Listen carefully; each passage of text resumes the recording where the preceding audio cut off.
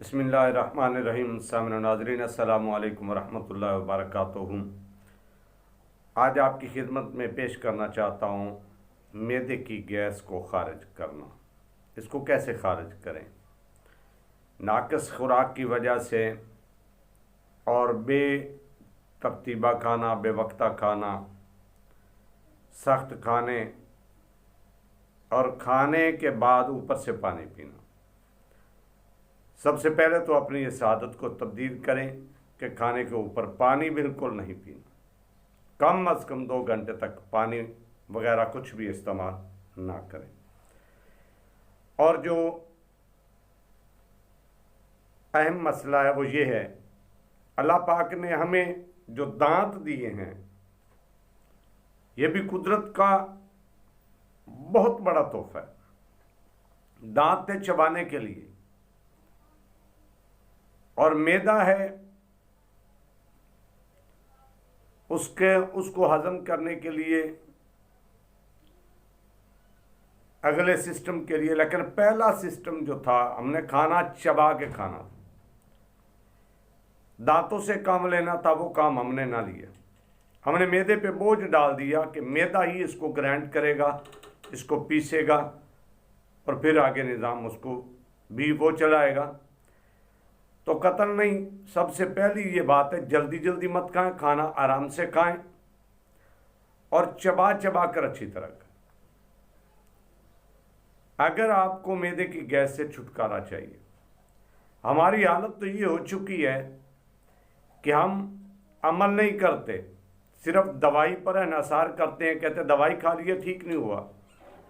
اس کے لیے ایک مثال ہے، ایک آدمی مولوی صاحب کے پاس حاضر ہوا، عرض کی حضور ہمارے کنویں میں کتا گر گیا ہے اور کتا مر گیا ہے، تب اس پانی کا پاک کرنے کا طریقہ کیا ہے؟ حضرت صاحب نے وضاحت سے فرمایا کہ پانی اتنا وزن کا پانی نکالو، پانی پاک ہو جائے گا۔ اب وہ شخص چلا گیا، اس نے پانی نکالنا شروع کیا، مل کر پانی نکالا۔ پانی نکالنے کے بعد انہوں نے ایک برتن میں پانی بھرا اور بھر کے مولوی صاحب کی خدمت میں حاضر ہو کے عرض کرنے لگے، حضرت صاحب مہربانی فرمائیے، پانی آپ پہلے پئیں، ہم نے اتنا پانی نکال دیا ہے، پہلے پئیں، اس کے بعد ہم پئیں گے، پانی پاک ہوگا۔ اب حضرت صاحب نے جب پانی کی طرف دیکھا، ہم نے کبھی غور کیا کھانا اندھیرے میں نہیں کھانا چاہیے، پانی اندھیرے میں نہیں پینا چاہیے، بلکہ دیکھ کر پینا چاہیے، کھانا بھی دیکھ کر کھانا چاہیے، ایک ایک لقمہ احتیاط سے نظر مار کر دیکھ کر کھانا چاہیے۔ اب حضرت صاحب نے پانی پر نظر ڈالی تو پانی میں کتے کے بال نظر آئے۔ تو حضرت صاحب نے فرمایا کہ یہ بتائیے کہ کتا نکالا تھا؟ انہوں نے کہا حضرت ہم نے کتا تو نہیں نکالا، مگر ہم نے پانی نکالا ہے۔ تو حضرت صاحب نے فرمایا کہ تم ساری زندگی قیامت تک پانی نکالتے رہو جتنا مرضی، لیکن پانی پاک نہیں ہوگا۔ ان کا حضرت وہ کیوں؟ کہا کہ جب تک اندر سے کتا باہر نہیں نکالو گے پانی پاک نہیں ہو سکتا۔ میرے بھائی، جب آپ اپنی عادت کو تبدیل نہیں کریں گے، اس بات پر عمل نہیں کریں گے، تو آپ کے معدے سے بیماری ختم نہیں ہو سکتی، گیس ختم نہیں ہو سکتی۔ کھانے پہ کھانا کھاتے رہنا، اوپر سے پانی پینا، بے وقتہ کھانا کھانا، یہ ترتیبات کو چینج کریں۔ کھانے سے پہلے پانی پئیں یا درمیان میں، آخر میں، بعد میں پانی قطن نہ پئیں، اس سے بیماریاں پیدا ہوتی۔ اب لیجیے، میں آپ کی سماعت و بصارت کی نظر کر رہا ہوں، وہ نسخہ آسان تر نسخہ ہے۔ الائچی خرد 1 تولہ، چھوٹی الائچی 1 تولہ، اس میں سے دانے نکالنے، الائچیوں کے چھلکے جو ہے وہ علیحدہ کر لیں، لیکن علیحدہ کر کے پھینکے نہیں، یہ بھی بڑی کام کی چیز ہے۔